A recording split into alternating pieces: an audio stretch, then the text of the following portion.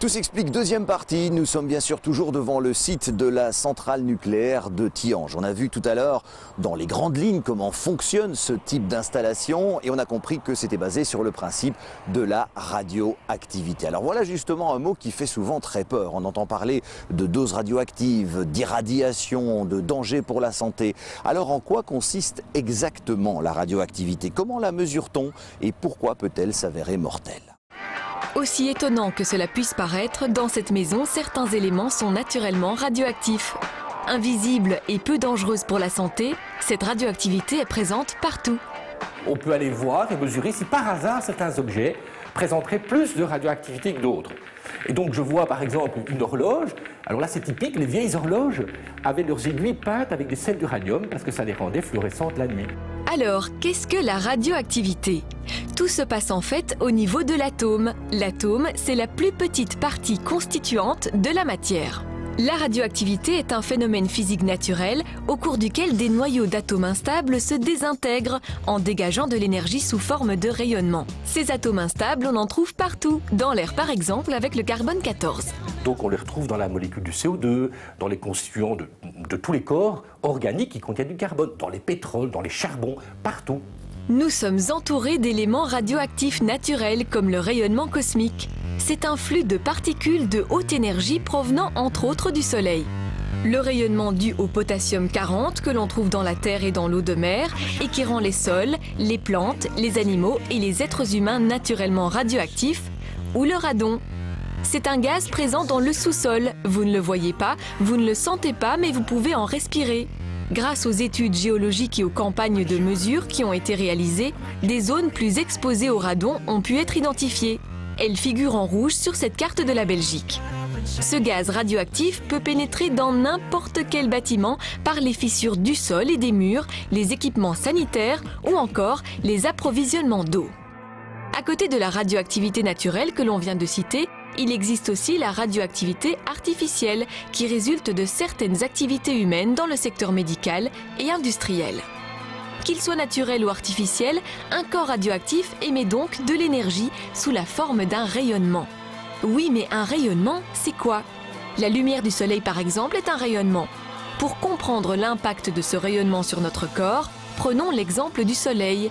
À dose raisonnable, il est agréable et même nécessaire à notre développement. Mais à dose trop importante, il nous brûle la peau et sur le long terme, la répétition des expositions peut être source de cancer. De manière générale, les rayonnements ne sont ni bons ni mauvais. Ce qui importe, c'est la dose de rayonnement que vous recevez.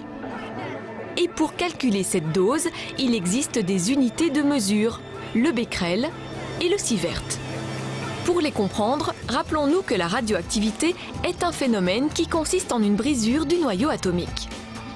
On a dit que les atomes, les noyaux, se désintégraient. Eh bien, le becquerel compte simplement le nombre de fois de désintégration qu'on a par seconde. Si on a 10 désintégrations par seconde, on dira 10 becquerels.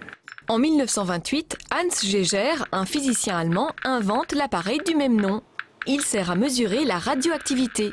Grâce à cet appareil, nous pouvons calculer le nombre de becquerels. Par exemple, pour le radon, cette limite normale chez nous se situe dans les environs de 100 becquerels par mètre cube. Il faut savoir aussi que les rayons ne traversent pas tous la matière de la même façon. Par exemple, une simple ombrelle peut vous protéger des rayons du soleil. Le rayonnement de votre téléphone portable passe au travers des murs de votre maison. Sinon, vous ne pourriez utiliser votre téléphone qu'à l'extérieur. De même, les corps radioactifs ne rayonnent pas tous de la même manière. Certains sont arrêtés par quelques millimètres d'air. C'est le cas des rayons alpha. Porter des vêtements nous protège de ces rayons. D'autres émettent des électrons qui ne parcourent que quelques centimètres dans l'air. Ce sont les rayons bêta. Et enfin, certains corps radioactifs émettent un rayonnement d'une nature voisine des rayons X utilisés en radiologie. Ce sont des rayons gamma. Ils sont très pénétrants. Il faut des épaisseurs de béton de plusieurs mètres pour les arrêter. Aujourd'hui, au Japon, dans la centrale de Fukushima, et lors de la catastrophe de Tchernobyl il y a 25 ans, c'est le mélange de ces trois rayonnements qui s'est échappé des centrales. Pour se protéger contre les rayons alpha et bêta, les liquidateurs, le personnel qui s'occupe de l'assainissement des sites, portent des combinaisons et un masque de sorte que les particules radioactives ne se déposent pas directement sur leur peau. Par contre, pour se prémunir des rayons gamma, il leur faudrait porter des combinaisons en plomb de 6 cm d'épaisseur au moins, ce qui est impossible. Ils doivent donc calculer la dose de radioactivité qu'ils reçoivent par heure grâce à un dosimètre qu'ils portent sur eux. On utilise l'unité de mesure appelée sievert pour définir la dangerosité des rayons radioactifs sur l'être humain. Pour vous donner une idée, un sievert détermine un homme qui va commencer à être malade par rayonnement radioactif. À 10 sieverts, on a une mort certaine. À l'heure actuelle, en prenant l'avion ou en faisant une radiographie par exemple, nous sommes soumis à des centièmes de millisieverts. La population reçoit en moyenne aux alentours de 4 millisieverts et demi par an. Le dosimètre des liquidateurs calcule le nombre de microsieverts par heure, c'est-à-dire 1000 fois moins qu'un millisievert. Ils connaissent à chaque instant la dose de radioactivité à laquelle ils sont exposés. Lorsqu'ils atteignent les 100 microsieverts, ils quittent les lieux et une autre équipe prend le relais. Mais comment ces rayons parviennent-ils à causer des dommages au corps humain ? Certaines parties de notre corps sont plus sensibles aux rayons radioactifs, comme l'estomac par exemple. La paroi de l'intestin étant très irriguée, les rayons radioactifs détruisent les vaisseaux sanguins et provoquent une hémorragie interne importante. Par exemple, les nettoyeurs de Tchernobyl avaient reçu une dose d'environ un demi-sievert.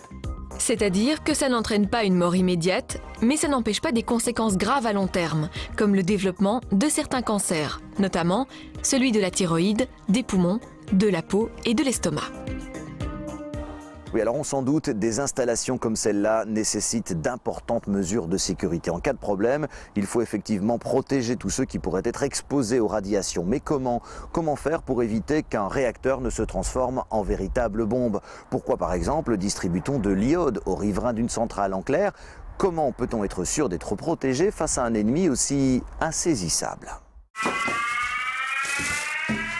Vous avez peut-être vu ce petit film qui vous dit comment agir en cas d'alerte nucléaire.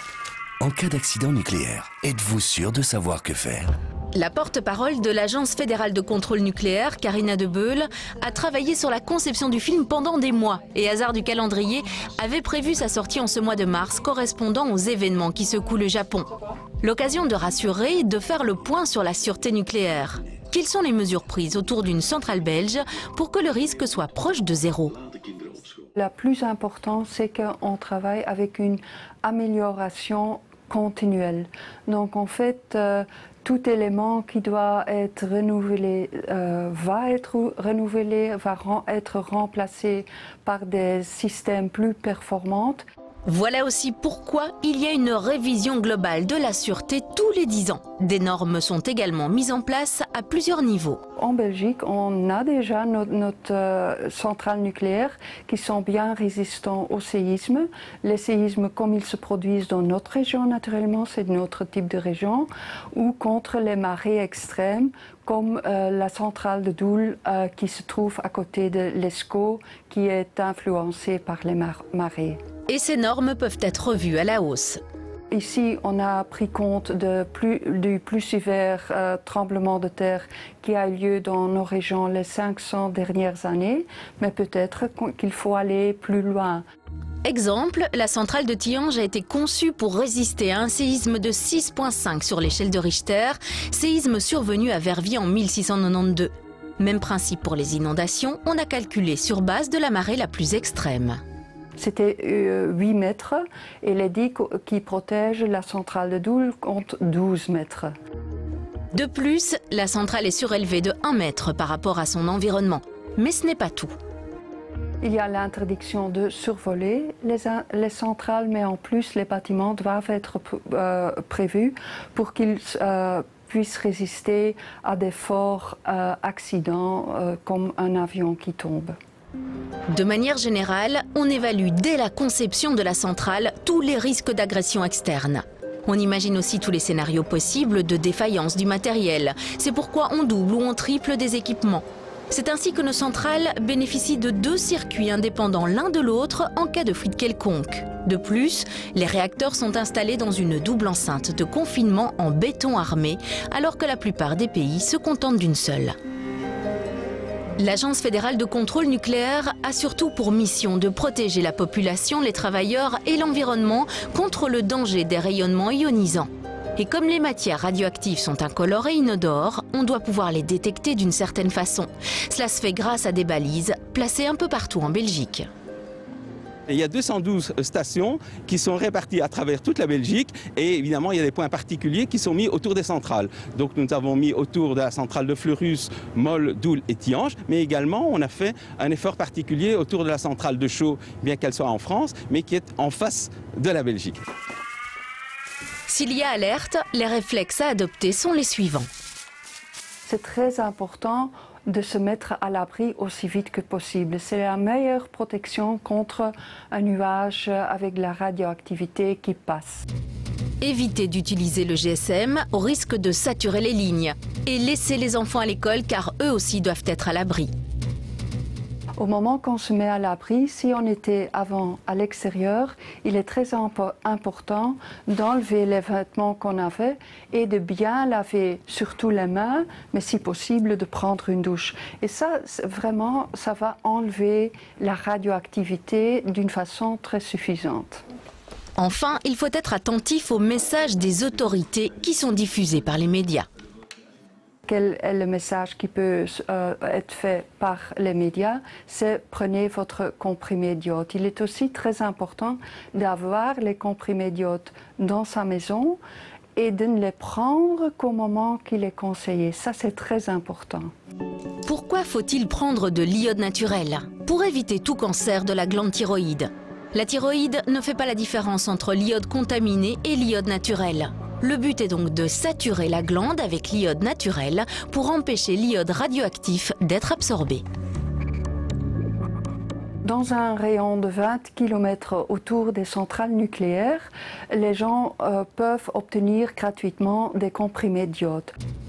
En règle générale, ce sont les événements passés comme la catastrophe de Tchernobyl en 1986 ou encore celle récente au Japon qui permettent de prendre de nouvelles mesures de sûreté.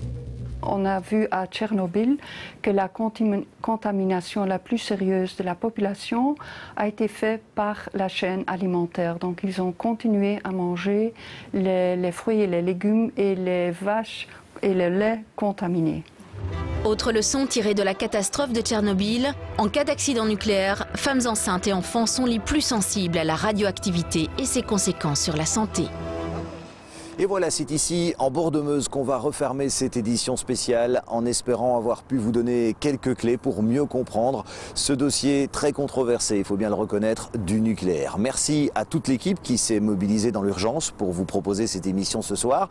Merci à vous de nous avoir suivis. Je vous souhaite une très belle soirée et une excellente fin de semaine. On se retrouve bien sûr jeudi prochain. Ciao.